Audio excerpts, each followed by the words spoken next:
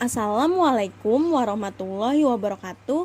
Nama saya Ardita Triseptiani dari kelas R4D dengan MPM 2019-21500-238. Saya dari kelompok 2. Kelompok saya akan mempresentasikan bab 5 dengan materi hubungan sastra, masyarakat, dan kebudayaan. Saya akan membahas poin pertama. Sastra merupakan bagian dari kebudayaan. Bila kita mengkaji kebudayaan, kita tidak dapat melihatnya sebagai sesuatu yang statis, yang tidak berubah, tetapi merupakan sesuatu yang dinamis, yang senantiasa berubah.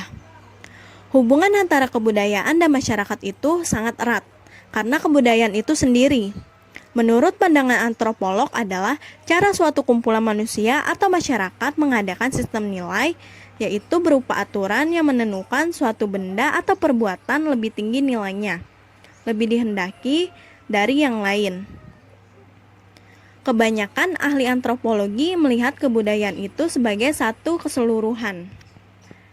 Seni dalam budaya. Kebudayaan diciptakan oleh manusia untuk memenuhi kebutuhan pokok hidupnya, terutama kebutuhan fisiknya. Setelah kebutuhan pokok dapat dipenuhi, manusia menciptakan kesenian yang merupakan salah satu kebutuhan psikisnya yang tercukupi dari rasa indah. Kesenian bagian kecil dari kebudayaan. Kesenian merupakan kelanjutan dari kebudayaan. Pada umumnya, kesenian dapat dinikmati oleh manusia melalui dua macam indranya, yaitu indera mata dan indera telinga, atau keduanya secara serentak. Keindahan dalam hubungannya dengan kedua macam indera itu dibedakan atas tiga macam, yaitu seni rupa, seni suara, dan seni pertunjukan. Fungsi seni atau kesenian. Fungsi seni atau kesenian artinya hasil pengamatan orang terhadap apa yang dapat diberikan oleh karya-karya kesenian bagi kehidupan manusia, yaitu 1. Memberikan rasa keindahan, 2. Memberikan tunjangan dan bantuan untuk memberi warna indah dari karya-karya yang non-seni. B. Pengaruh budaya terhadap sastra. Bahasa tidak hanya mempunyai hubungan dengan budaya, tetapi juga sastra. Bahasa mempunyai peranan yang penting dalam sastra, karena bahasa punya andil besar dalam mewujudkan ide atau keinginan penulisnya.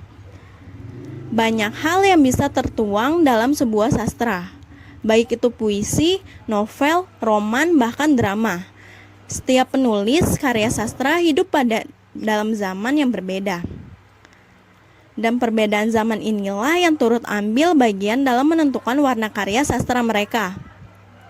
Oleh karena itu, ada beberapa periode dalam penulisan karya sastra, seperti Balai Pustaka, Pujangga Baru, Angkatan 45, Angkatan 66, dan sebagainya. Setiap periode mengangkat latar belakang yang berbeda-beda sesuai zaman budaya saat itu. Sebagai contoh, kesusastraan Indonesia. Kesusastraan Indonesia menjadi potret sosial budaya masyarakat Indonesia. Tidak jarang, kesusastraan Indonesia mencerminkan perjalanan sejarah Indonesia, kegelisahan kultural, dan manifestasi pemikiran bangsa Indonesia. Misalnya, kesusastraan zaman Balai Pustaka 1920 sampai 1933. Karya-karya sastra pada zaman itu menunjukkan problem kultural ketika bangsa Indonesia dihadapkan pada budaya barat. Karya sastra tersebut memunculkan tokoh-tokoh fiksi yang mewakili golongan tua tradisional dan golongan muda modern. Selain itu, ada budaya lama seperti masalah adat perkawinan dan kedudukan perempuan yang mendomisili novel Indonesia pada zaman Balai Pustaka. Sekarang ini, novel Indonesia cenderung menyajikan konflik cinta, sains, kekeluargaan, dan lain-lain. Budaya dan sastra mempunyai ketergantungan satu sama lain. Sastra sangat dipengaruhi oleh budaya, sehingga segala hal yang terdapat dalam kebudayaan akan tercermin di dalam sastra. Masinambau mengatakan bahwa sastra kebudayaan adalah sistem yang mengatur interaksi manusia di dalam masyarakat. Bahasa adalah suatu sistem yang berfungsi sebagai sarana berlangsungnya suatu interaksi. Sekian yang dapat saya sampaikan. Poin selanjutnya akan disampaikan oleh teman saya. Lebih dan kurangnya mohon maaf. Wassalamualaikum warahmatullahi wabarakatuh.